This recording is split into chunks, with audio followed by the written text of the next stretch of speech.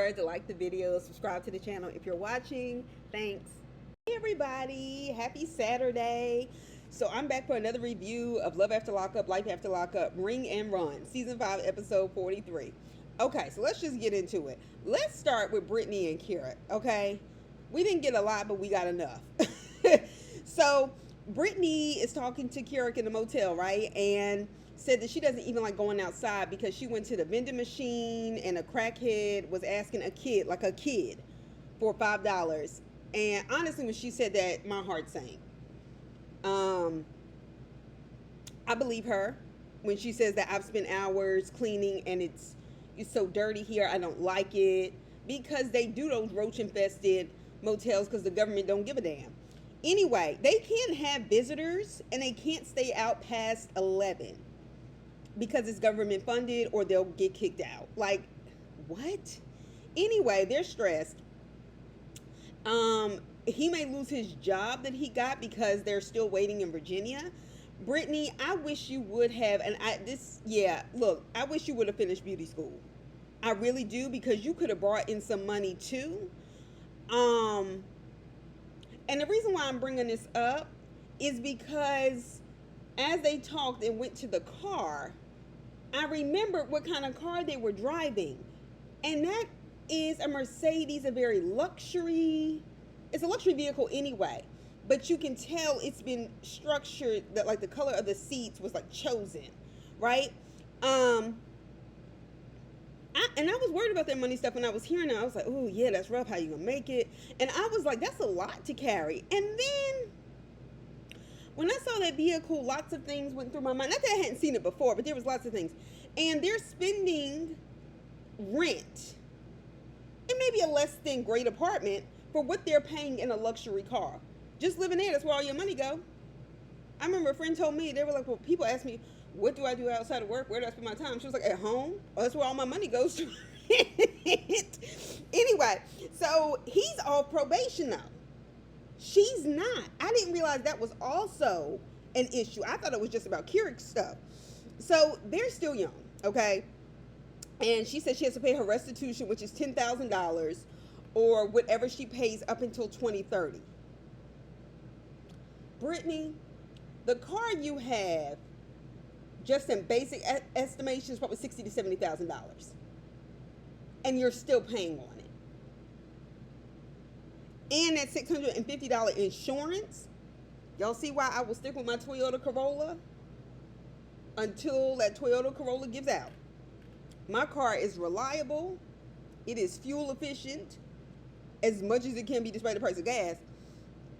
But like, that's not worth it. And for what? You have a Mercedes living in a government funded area. Maybe people are also wondering, since the government know your business anyway, why you're riding around in a luxury vehicle and your restitution could have been paid off by now. I mean, y'all were living with his mother. Like, you know what I mean? Like, what are you doing with your WeTV money? But then again, we don't know how people get paid on reality shows all the time. Anyway, the state of Virginia denied her ability to move out the state. And I was like, this is bullshit, though. It is bullshit. She's pissed in the parking lot. I thought maybe she was trying to joke, and she can't move to Texas. And she's upset because she's trying to start a new life. I totally get it. Texas doesn't allow two felons to live together, but Krick's off probation, so I'm kind of like, I mean, yeah, what y'all gonna do, punish him for the rest of his life? So she has to wait another 45 days before she can even get another chance for that approval. I understand why that's so infuriating, but I do think going to a financial advisor would be helpful. She said she's gonna have to live with her aunt if they go to Houston. Krick goes ahead of time, I guess, while Krick's in their apartment/condo. And I was thinking to myself, y'all have written a condominium? Y'all are paying rent for a place that y'all aren't at, so you didn't lose it, which I understand considering y'all's records. However, there are some poor financial decisions being made that could be cleared up with some downsizing. Now, I get the condominium because that is expensive, but if that was the only place willing to give them a place to live and take them seriously, then you just kind of have to take it and take, heavy stuff in terms of, price. But I'm just like, instead of an apartment. Like, the state doesn't want them to live together. If I'm being honest, that is some bullshit, but still, there's some things y'all need to just do and do better. All right, anyway, so we get Justine and Michael. Justine and Michael. So he is still mad as hell about these kids fighting and Justine's son breaking his phone. He wanted to rip TVs out of their room, cut off electricity, stop their drinking the clean water. He was mad. He admits he's mad, not just at them, but because he has to work. I was like, sir. And put his career on hold, his rap career, the one he moved out to Las Vegas for. Welcome. Plenty of people get up every single fucking day and go to jobs they don't like and have dreams of doing other things, but have to pay their fucking bills. I know how frustrating that feels. I get it. But you got to keep going, because this isn't just about you, even though this whole move to Las Vegas seemed to be about you. Because Justine's daughter could have definitely gone to college without y'all coming along. She's not living there. Like, you're talking as if, like, this isn't reality. Like, so, it's like when people get that argument, well, immigrants do the jobs that nobody else would want to do. That's not true. People get up every single day. People sweep floors. They're custodians. And without them, our shit would be really fucked up. Okay, so let's get that straight. There are plenty of people that do that every single day and want to get paid for it. No, you all hire immigrants because they don't always carry the paperwork, which means you can pay them under the table and for cheaper rates. But the problem is we don't have the proper discussion around that. Anyway. Justine was absolutely right. He needed to work on his anger. Okay, she said these kids have issues with each other and they don't know how to handle it. And you yelling at them for damaging their property like a cell phone and then turning around and punching and messing up your own property in your house is not good. Facts. Couldn't have said it any better myself. That's your example. And this was also a clear example as to why kids need their mothers, because fathers be tripping. All right. Also, claiming they need boot camp. Justine's son is autistic. Like I said, they got to sit the family down and have a discussion about how to deal with him and to help him and support him. Like, for real. Because autism is tough. It's tough on the family. It's tough, being that person's brother or sister and going to school, having to protect them, that kind of thing. The problem is, Michael, you're used to being able to have your kids go back to their mother when it's hard. And therefore, then it hasn't become your problem. Trust me, there are plenty of mothers that get exhausted and wanted to go down the street and walk and take a break and wish this wasn't, everything that it is. But you need to suck it up. All right, so Justine meets up with her oldest daughter, who tells her that she has all A's. And Justine was like, really? Because it looks like what you're doing is sorority work.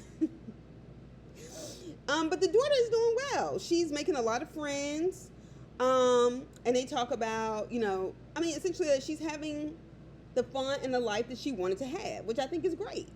They show us a picture of Justine, and she was like, well, my daughter's always been there throughout the way, I graduated high school. I had my daughter right there. She graduated in 2005 from high school. I graduated in 2006. I forget we're the same age. Okay, so Michael and Justine are talking to their oldest kids about having the new baby, okay? Justine is telling her oldest daughter that, look, the pregnancy is really, really high risk. And they asked me if I needed a will and stuff like that. And so Justine is telling her oldest daughter, who's in college, enjoying her life like she should be at 18, 19. She's asking her daughter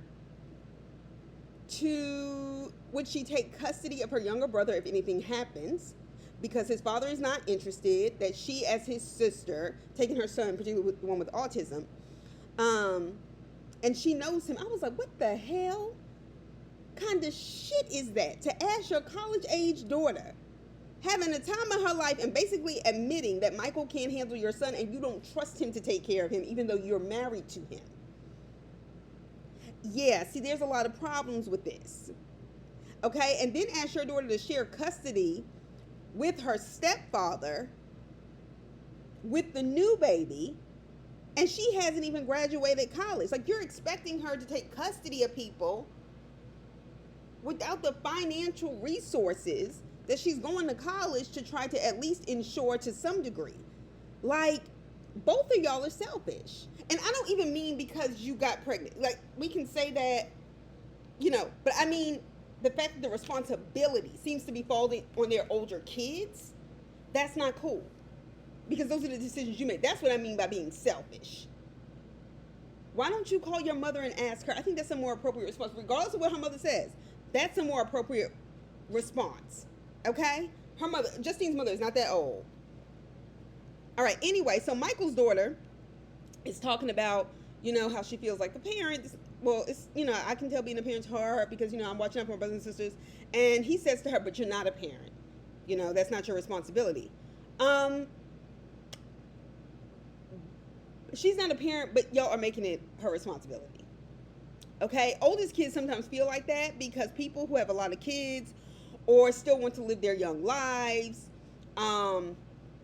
put the pressure on them to babysit and stuff like that. And you're still a kid. You don't need to be going anywhere anyway, but you're still responsible for all the other kids, that kind of shit. I didn't like it. I understand it as family and ensuring the protection of children and as somebody in the family and encouraging their bonds. But this is already a blended family designed to benefit Justine and Michael without really considering all the things that the kids are dealing with. It's just forced capitulation, all right? And it's sad. It really is. The oldest kids both talk about the high-risk pregnancy and that Michael's daughter said it was irresponsible. Justine's daughter said it was selfish. And neither one of them are wrong. Both kids say they wish they would have thought through it. Her daughter asked, if you knew the complications, then why did you rush to have another pregnancy? Justine says, well, good question. I was like, y'all were doing too much and you admitted it was something y'all wanted. And I'm not saying once you get pregnant, but y'all just decided y'all would do it anyway. Not have sex, but, get pregnant. Y'all have been blessed to have several kids. And now, Justine, your life is at risk over this. And there's a lot of other people that you're putting in a position to become adults and have adult responsibilities before they're ready in the midst of a recession, in a financial situation that you and Michael are in because y'all chose to spend all this money moving out to Las Vegas and having a house that you have. And granted, y'all have a lot of kids, so you need space. But you should have never quit your job or moved this far for his career. He could have been playing clubs in Philadelphia or some shit like that. Or New York. There's plenty of shit up and down the East Coast. You don't need to go to Vegas without the support of no fucking label anyway. All right, so I did understand what Michael was saying when he says, I don't regret the pregnancy, but the timing of it. Yeah, y'all got real responsibilities and uprooted your life from the East Coast to Nevada for a career you are barely pursuing because you have to pay bills, and the girl in college is enjoying her freedom, and her mother's health is now at risk because of this new pregnancy. You think that's not going to stress her out? That's too much on any child, grown and sufficient. The health of the parent, that's already a lot.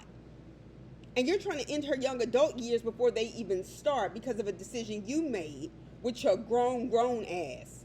Okay, so Bianca got caught. Oh, not Bianca. That's where I'm going next. So anyway, now I am moving on to Bianca and Daniel. Sorry. All right, Bianca, Daniel, both of y'all are stupid. I don't like y'all. I'm not here to justify any of y'all because I just don't feel like it. All right, his parents want to spend time with him by himself. Of course. I didn't realize his parents didn't live in Arizona where he's staying. For some reason, I thought they were there or whatever. So he sets her up on a friend date, essentially, with the cousin. So she's not alone. Where is the cousin's girlfriend / fiance / wife that we met? This is WeTV's idea, okay? Anyway, where is his... It's so clear they needed a scene. All right, she's lonely. Duh. Take your ass home back to Florida and be under your parents' supervision. And while we're at it, let's give them control of your accounts because you're not going to have any money by the time you're 25. Anyway, his mom takes him shopping or whatever. His family is worried about, her drinking, which I think is just a storyline that is getting dragged the fuck out. People drink all the time, heavily, okay? Whatever. So he brings up that she doesn't believe in birth control, and he tells his mom they didn't use protection. And she was like, well, that's dumb on your part. I agree. I don't even know why there was an agreement not to use protection when they were in jail. Like, not that night in the heat of the moment. Like, what? Anyway, so then he pulled that Arthur shit. Y'all remember Arthur and Hope? All right, so he asked his mom what she thought about him marrying her. And she looked at him. He was like, well, we're not getting married. I mean, like, you know, it's just a promise. I'm going to promise to marry her. I said, I don't know what men are doing nowadays. Actually, I do, and I don't like it. This whole giving somebody a ring, a shut-up ring, whatever the fuck it is, and then proceeding to then say the engagement ring is not for an engagement. Stop. All right, so Bianca is out with his cousin, drinking. Although some of that shit looked like water. I think they were just doing the most. She said he would be mad if he found out she was drinking right now.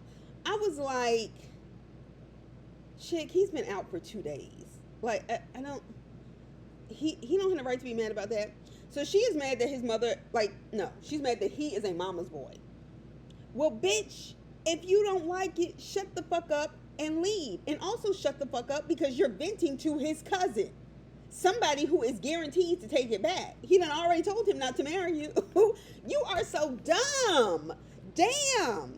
All right, so this bitch brings up how he wouldn't make her a cup of coffee. To his cousin. After all she's done for him. First of all, ma'am, he did make coffee. You ungrateful little fucking bitch brat. Okay? Couldn't get your ass up and walk 2 feet to pour a cup of coffee after he had already sat down to eat? Don't say that shit no fucking more. Because that shit is really going to piss me the fuck off. Anyway. Then she keeps running her goddamn mouth to his family. She didn't get on her phone and call her friends back in Florida, the ones that told her not to move. See, this is who you talk to. People he ain't going to run into for a while. And who are loyal to you. So, then she starts telling his cousin about the lack of foreplay. Why are you talking to any other man about that? And certainly one who is not like a longtime friend and one who's related to your man. That shit is weird. Okay, so his cousin now knows they had unprotected sex, and he concludes that the ball is in her court now. First of all, no, it's not. That's not the way pregnancy works. And it's not the way having a baby works. And I'm kind of sick of these lies that men always act like, oh, when a woman gets pregnant, she trapped him or whatever. That he has to pay responsibly for the care of his child. That was when you should have grabbed a condom. Number 2, the ball really isn't in her court. She has all of this money, this big payout that she got. The courts are not going to make him support that child in any significant way financially. They're not going to make him do it. So, like, what are you talking about? Anyway, bitch, if you're not getting foreplay now, do you expect that once you have a baby and everything changes? I can't understand. Anyway, Bianca gets caught, okay, drinking after telling Daniel she wasn't going to drink. We don't care. She said she can drink whenever. And he said he's triggered. I'm triggered. It was so fucking fake, okay? Like, it was so obnoxiously fake. And she told him, then go take a drink. Can they please hurry up and break up, okay? So we can get them off this fucking show. They're corny. I don't like them. I can't have people in my face, because I was watching telling me whether or not they think I should be drinking. That's what I mean. This is a drawn-out storyline. This bitch is drinking like crazy. And also talking about how she wants to be pregnant. Now, granted, alcohol doesn't stop you from getting pregnant, but I'm just saying, if drinking is that important to you, I don't think she's really understanding that for 9 months. She won't be able to do it. Okay, girl. So, him saying he's triggered, you're choosing to say that, and it's just stupid. And both of them are stupid and doing the most. Okay, moving on. Oh, I forgot about that. Louis and Melissa. Louis. I always want to call Louis Joey. Even before the Joey was on here. Anyway, so Louis goes to look for a ring with his friends at like a shopping mall or something like that. And he kind of felt like, I'm about to get scammed. And yeah, I can totally understand why you feel that way, because jewelers are like that. He said the first 8 years he was in prison, he was thinking about how many women he could sleep with as soon as possible when he gets out. But he met Melissa and it changed. I was like, Louis, did it, or are you just scared of her? Anyway, so he said Melissa told him she doesn't want no fake ass diamond. So apparently she wants, I guess, to pay for her own wedding, because that's what's going to happen. Why would you ask a man for a 2-carat diamond? People are so shallow. There's nothing wrong with wanting a 2-carat diamond. But I'm about to finish the sentence. But my thing is, you chose to date and be with a man who got out of prison and has no significant financial resources. And then to expect that he can pay that is so bizarre to me. Then go and date, and white women have choices in a way that not everybody does. It's a man with those kind of resources. What the fuck is wrong with you? His budget is $10,000 and $12,000 for a ring. I said, say what? And the jeweler tells him, well, look, if you want a 2-carat, you need to step that budget up. And he was like, oh, well, to how much? He said $25,000 fucking dollars. That is a wedding. I don't care how much other people are spending on theirs these days. You can get it done with that money. Right. Okay, so Louis is getting cold feet primarily because of the price, okay? It's not because he's saying he doesn't want to marry her, right? I was like, boo, you don't have to get married now. $10,000 to $12,000 sounded like some bullshit anyway for a budget. I said, you got that kind of money just to get for a ring? It sounded like you felt pressured and didn't want to be embarrassed. Fuck that jeweler. You don't owe him shit. You don't owe him a purchase. Okay? And thank WeTV for prospering off your troubles and giving you, I guess, a kickback and giving you a little money. But the jeweler said, we want to help you out. Jewelers operate like used car salesmen, okay? And I'm just sitting up here like, you don't owe it to, yeah, go to some other places. Everybody, when they talk about ring shopping, that's what people do. So they try to convince him that they're giving him a deal while ripping him off. He spent $18,000 on that dumb fuck ring. You better not tell your mama, she gonna be pissed. And I don't blame her. That's stupid. It's stupid. And it's stupid to have those expectations. It's stupid to also meet those expectations. If the ring isn't good enough for Melissa, then fuck her, go get your money back. Tell her she shouldn't be messing with reformed convicts. And that you are going to buy a piece of property with it, because you can definitely do that in New Jersey, even if it's small, and build your life. All right, anyway. Joey and Kim, or Kimberly, and she goes by Kimberly. I'm going to call her Kim. Anyway, Kimberly, whatever. All right, so we see them after not seeing them last week. Did we see them last week? I can't remember. All right, but anyway, the DNA results are supposed to come by email. I didn't know that. All right, so she was like, there is no best or worst case scenario. Somebody will get hurt. I was like, yeah, you gonna be hurt if he finds out that's his child and you lose that child support from your ex-husband. I told y'all, and I know kids can turn out all kinds of ways. I know they can turn out all kinds of ways. But those kids did not look black at all to me. Neither one of them.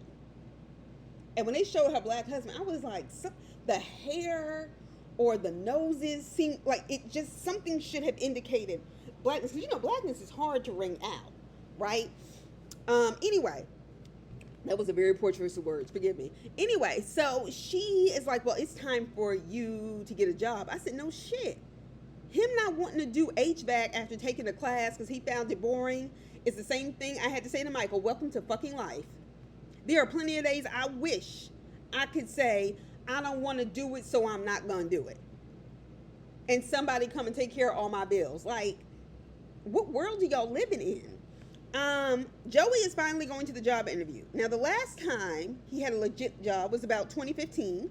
Not surprising for anybody who was an addict because, the addiction controls you. You don't control it. It's unfortunate, but that's the way it works. So he's going because Kim wants a new home. They want to buy a house. Why are y'all trying to buy a house? Okay, why? I'm getting pissed every time I hear the cost of that mortgage because it is hundreds and hundreds and hundreds of dollars less than my New York apartment rent. Granted, choice, live in New York, but this is where I have a job, so on and so forth. But I'm sitting up here like, but you bought this man a whole brand new car? And an SUV at that? Something that was going to guzzle gas in a way it wouldn't have if it would have just been a fucking sedan? Girl, bye. Anyway, so, yes, he needs a job, but like, why are y'all trying to overextend? Anyway, so he told the man interviewing him that he really wasn't interested in HVAC. I said, you motherfucker, you. That's what you can walk into a job interview and tell people you're not interested in it? All these people out here looking for jobs now? And the resentment from corporations that people stopped. I mean, the labor force really took a hit, also because of all the deaths of COVID, but also because people were going to work killing themselves and there was some sort of supply in the sense that there were subsidies given to people because of what work they couldn't be done and so on and so forth during a worldwide pandemic. All right. And I don't give a shit about who got some of it and why people got those checks. Fuck it. They need to survive. I pay taxes all the fucking time. And since Social Security ain't gonna be there when I get old, even though I pay into it, fuck it. At least let people live. Goddamn. Anyway, that being said, okay. All right. I was just like, black people have to tap dance and perform with no record to convince people why they'll be a good worker and all this other stuff. Now, he told the man he has a record and that he's been in jail and has a drug problem. And that's when I thought the man knew. I really did. Okay, but he said, well, based on what Joey's telling him, I can tell you right now it's a no-go. He said, but I'm going to let HR make the decision.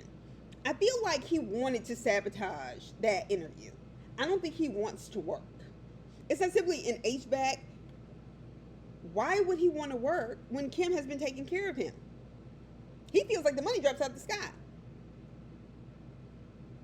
Anyway, Joey looked, actually, if I'm being honest, high as fuck during that confessional. I mean, and in that interview. Now, he did seem like he had a cold, and it could have been sometimes cold medicine can make you, but it just seemed like check them drawers kind of stuff. Anyway,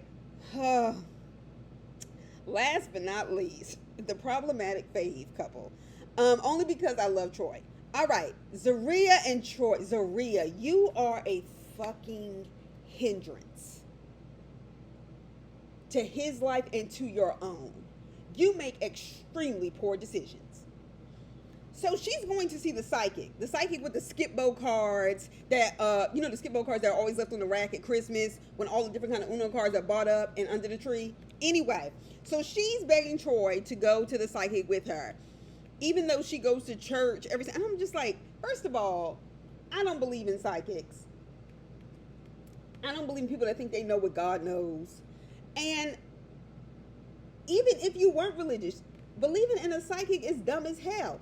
You think they had these kind of fucking powers? Get the fuck out of here. Anyway, so why is this chick paying a psychic when she doesn't have any money for her rent? Bad decisions, okay? Girl, you better go to the altar. You better off there. You can go to Jesus for free. Anyway, so the hell with that psychic and her fake ass contacts. That should have already told you. It is not the year 2001. Anyway, after she told her relationship would fail, and then there, Zaria and Troy, she's hugging Troy, and them tarot cards, or skip-bo cards, whatever the fuck they are, shows chaos, destruction, unexpected events. She said a lot of changes are about to happen. Bitch, anybody can predict that. We're already in a recession, whether they call it one or not. Inflation, recession, okay? Troy is annoyed. And I would have been not just annoyed, I would have been pissed, okay? This is some bullshit. Patricia the psychic says that he has a female energy around him that is so drama filled, and it's not his baby mama. I wanted to go, bitch, it's her. What you talking about? What you mean? So Zaria leaves, storms out because she said Troy isn't being honest with her. You are literally taking the word of this lying ass bitch who, this is clearly her hustle. I'm sure she got a full-time job somewhere else, giving her free advertisement on this reality show for dumb shit, although I don't think it's gonna put money in her pocket in that way. But nevertheless, because of what this bitch just told you about a man you follow around all day. Are you kidding me right now? What the fuck? All right, so Troy is annoyed, like I said. So he follows her out, and she asks him, I need to know if you're cheating on me. I said, bitch, you let this hold your pain, who you've already had these conversations with and told your business to, tell you about a man she's never met now that they're in your face, so you keep coming back so she can make up some new stories. You dumb as fuck. Troy is over it, and so was I. He said, I'm not cheating on you. She said, well, our definitions of cheating are different. I said, bitch, he can't have a minute to breathe around you. Zaria, you are fucking nuts.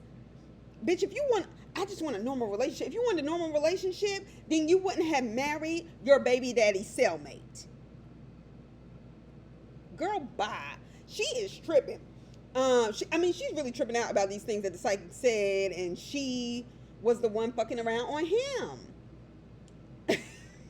Now, granted, Troy couldn't, but I'm just saying. So she said she went out with someone, this, that, and the other, and I was like, where is Karen, his mama, when you need her? Because, see, that's when you need somebody to really curse her ass out. So she wouldn't even give him a kiss. She made him kiss her craters on her face, and I don't even like to go in on people. I know I've said this, but Zaria, the money that you waste, and I said this from the get, I said she needs a dermatologist, and I didn't say nothing about in the earlier episodes, but I'm saying she really needs a dermatologist, and I don't understand why her energy and why she quit her good job to start a nonprofit and put all of those resources into, those were poor financial decisions.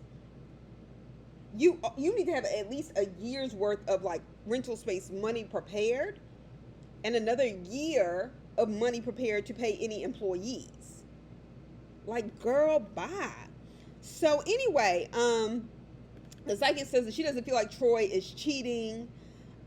This was way in the past. So why is the energy around? You are so stupid, Patricia, whatever the fuck your name is. The psychic is fake.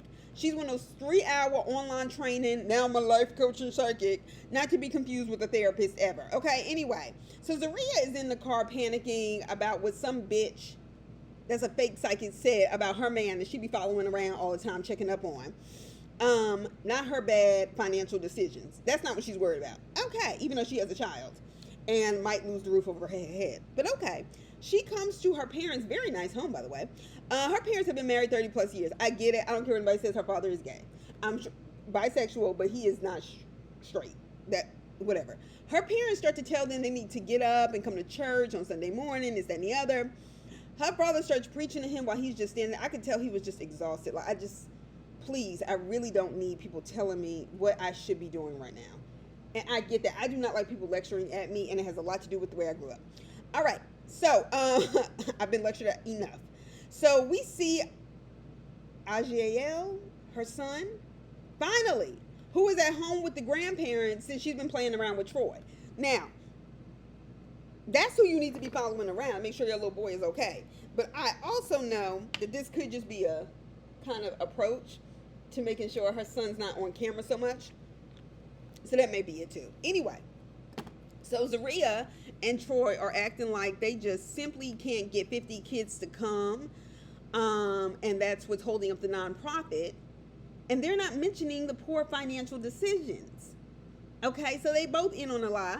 I thought they knew. Then Zaria tells her parents for the past year she's been seeing a psychic. And, her parents were having a fit about that. First of all, I thought they knew Zaria was going to a psychic, and that's why she didn't go to church. I thought this had been something she had been doing for years. Zaria, you are so full of shit. She starts saying that her psychic told her it would be chaos and she got triggered. See, that's why you don't go to no fucking psychic. And the reason why you're triggered is because you're triggered all the time. You need to work on you. That ain't got nothing to do with Troy.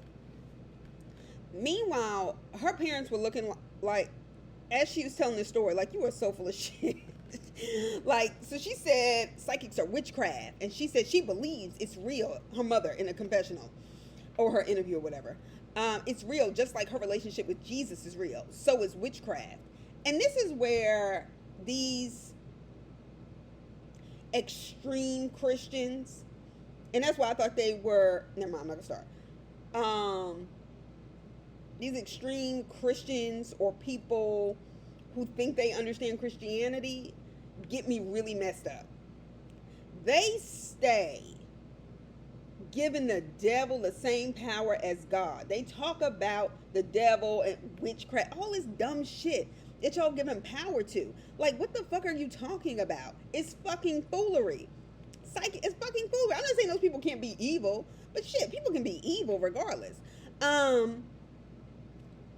It's not, it's a con. We live in a capitalist society. It's a fucking con. Oh, it's witchcraft. Yes, I believe that psychics are against the Bible. I don't believe in them either. But it's just all it is. Yeah, the people that sit around and talk about sorcery and witchcraft and diabolical, which is a word, if I hear one more time, I'm going to jump through a window, because that word used to be useful until people got a hold of it and just want to use it when they just don't like. The dictionary is your friend, and the dictionary is now, like, all you gotta do is type in the word. Remember when your parents used to say, no, you look it up? And I was like, well, if I don't know how to spell it, it didn't matter. Anyway, so whatever. The father did his little Pose bit. I mean, like Pose, you know, the show. Sorry. Okay, anyway. And I don't care what y'all say, though. That man ain't running no game on me. And said he is not going to let no psychic tell him about his daughter. He said, I spoke over her life when I gave her first bath when she was little. I was like, I don't doubt that. But we still not clear on what the problem is that's causing this trigger. They were like, well, we've been married for 30 plus years. It's not always been easy. Yeah, but see, we got different problems at one time. We got the problem of the nonprofit that they're not being clear about, that they have poor financial decisions. They have the rent that they need covered for the past 2 months. They don't have steady employment and therefore income. Marriage issues that are being responded to by the parents based on what Zaria thinks, based on what the psychic said. Those are all separate things going on. So miss me with the foolishness. All right, but anyway, that's all I have, and I will talk to y'all soon. Have a great day. It's been colder than usual in New York. It's supposed to be like in the 70s today, so I'm excited. All right, see y'all soon. Bye. Be sure to like the video and subscribe to the channel.